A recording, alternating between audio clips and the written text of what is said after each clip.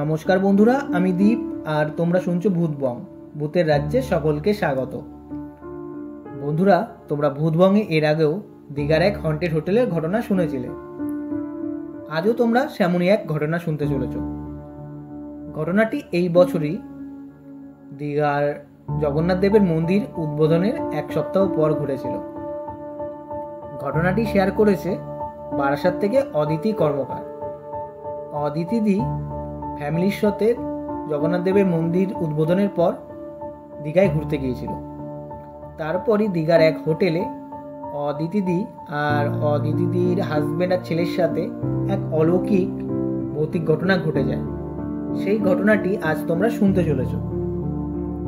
ঘটনাটি শোনার আগে বন্ধুরা, তোমরা যারা এখনো পর্যন্ত ভূতবং চ্যানেলটিকে সাবস্ক্রাইব করোনি, তারা এবার সাবস্ক্রাইব করে দাও আর পাশে থাকা বেল আইকনটিও ক্লিক করে রেখো, যাতে ভূতবংয়ের ঘটনা আসা মাত্রই তোমাদের কাছে নোটিফিকেশন পৌঁছে যায়।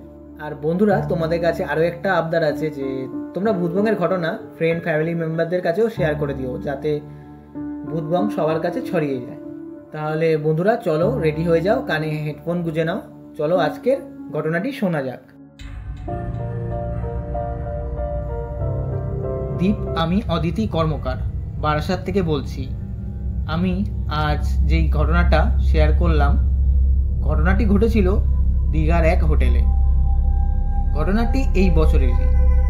জগন্নাথ দেবের মন্দির উদ্বোধনের এক সপ্তাহ পর আমরা দীঘায় ঘুরতে গিয়েছিলাম। তখনই আমাদের সাথে সেই অলৌকিক ঘটনা ঘটে যায়।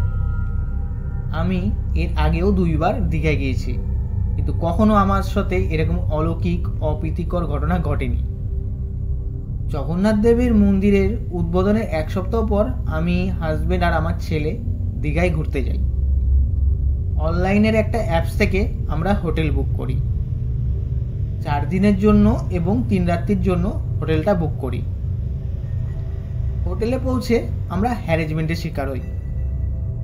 হোটেল থেকে বলা হয় 3 দিন আর 2 রাত্রির জন্য রুম দেওয়া হবে। এই নিয়ে আমাদের সাথে ঝামেলা শুরু হয়ে যায়। হোটেল থেকে বলা হয় রুম বুক হয়ে গেছে, তাই 4 দিন আর 3 রাতের জন্য দেওয়া হবে না।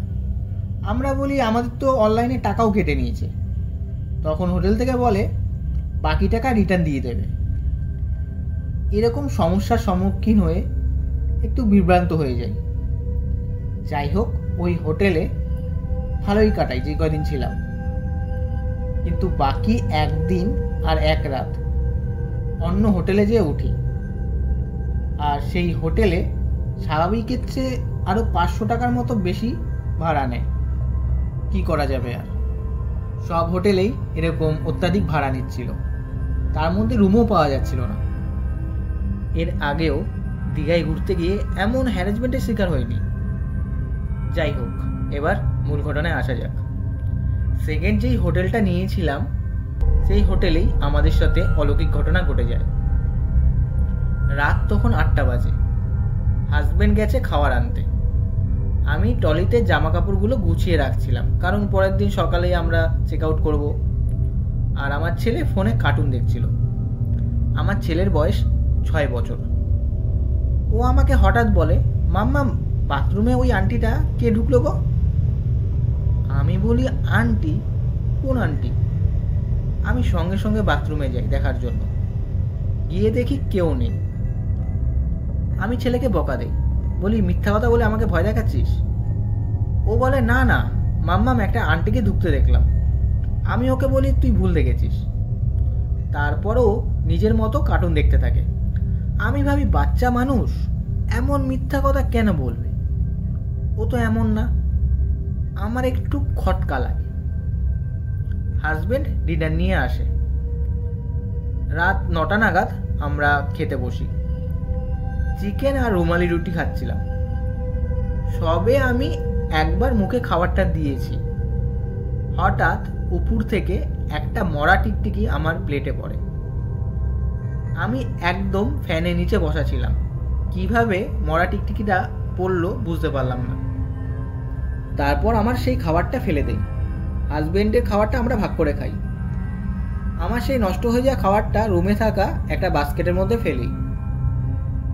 আমরা 3 জন ওই রাত 10:30টার মধ্যে ঘুমিয়েও পড়ি। রাত তখন 12টা বাজে।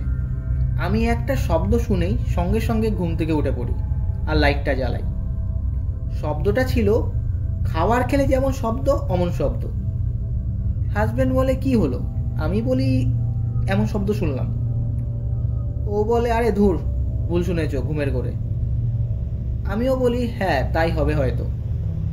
তারপর আবারও আমরা ঘুমিয়ে পড়ি। রাত তখন 3টে।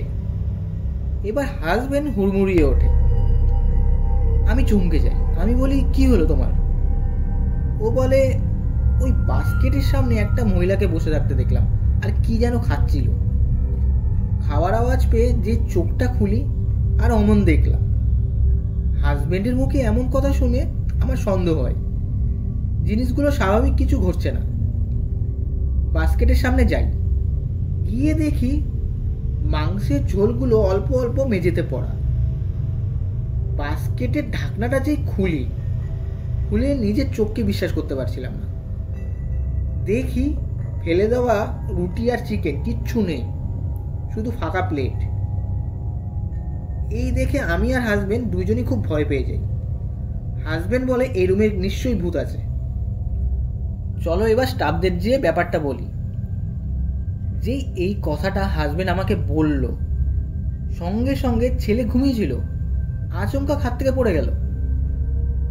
আচমকা পড়ে লেগেছে, তার জন্য ও কান্নাকাটিও শুরু করে দিয়েছে। আমি বলি না, এই রুমে আর থাকা যাবে না, চলো কাউন্টারে চলো, গিয়ে বলি। কাউন্টারে গিয়ে ব্যাপারটা বলি দুজন স্টাফকে। ওনারা পুরো ডিনাই করে দেয়, বলে আমাদের হোটেলে এসব কিছু হয় না, আপনাদের কিছু ভুল হচ্ছে। আমরা ওদেরকে অনেক বোঝাই, আমাদের কথা পাত্তেই দেয় না। তারপর আমি বলি ঠিক আছে, আর তো আমরা কিছুক্ষণ পর বেরিয়ে যাব, তো রাতটা কাটাতে লাগবে কিছুক্ষণ, তো আমাদের অন্য রুম দেয়। সেটাও ওনারা ডিনাই করে দেয়, বলে না না আর রুম হবে না, রুম নেই, ফাঁকা। তো আর কি করা যাবে, বাধ্য হয়ে সেই রুমেই থাকি। রাত 3:30 বেজে গেছে, কিছুক্ষণ পর ভোরও হয়ে যাবে। তিনজন আর ঘুমাই না, লাইট ধরিয়ে বসে থাকি। আমাদের চেক আউট করার সময় ছিল সকাল 9টা। আমরা ঠিক করি যে সকাল হলেই আমরা বেরিয়ে যাব, অতক্ষণ ওয়েট করব না। সকাল হয়, আমি ফ্রেশ হতে যাই। বাথরুম থেকে শুনি ছেলে কাঁদছে। আমি সঙ্গে সঙ্গে বাথরুম থেকে বেরোই, ভাবি যে আবার কি হলো। বেরিয়ে দেখি ছেলে আর বাবা দুজন বসে, কোনো কিছু প্রবলেম নেই, নর্মাল সব। হাজব্যান্ড বলে কি হলো, তুমি এইভাবে বেরালে? আমি বলি ছেলে কি কাঁদছিল শুনলাম। হাজব্যান্ড বলে না না এরকম কিছু হয়নি। তো আমার মুখ চুখ দেখে আমি ঘাবড়িয়ে গেছি, আমার হাজব্যান্ড বুঝতে পেরেছে। বলে সারা রাত তো ভয় পেয়েছো, ওই প্যানিকেই মনে হয় ভুল শুনেছ। যাই হোক, সকাল 7টা নাগাদ আমরা চেক আউটের জন্য রুম থেকে বেরাবো। হাজব্যান্ড রুমের দরজাটা লক করবে, আর ভেতরে বাথরুমের দরজাটা বন্ধ ছিল, চিটকানি দেওয়া ছিল না। হাজব্যান্ড যেই রুমের দরজাটা লক করবে, হঠাৎ মানে কোনো হাওয়া বাতাস কিছু নেই, ধাম করে বাথরুমের দরজাটা খুলে গেল। ওই দেখে আমরা রুমের ভেতর ঢুকিই না। হাজব্যান্ড সঙ্গে সঙ্গে দরজা লক করে আমরা চেক আউট করে দিই, হোটেল থেকে বেরিয়ে যাই। দীপ, এই ঘটেছিল ঘটনা। আমরা এটা আশাও করিনি যে এরকম আমাদের সাথে ঘটবে। তো দীপ, তোমাকে বলছি যে ঘটনাটা যদি তোমার ভালো লেগে থাকে তো পড়ে শুনিও ভূতবঙ্গে, দর্শকদেরও আশা করি খুবই ভয়ের লাগবে।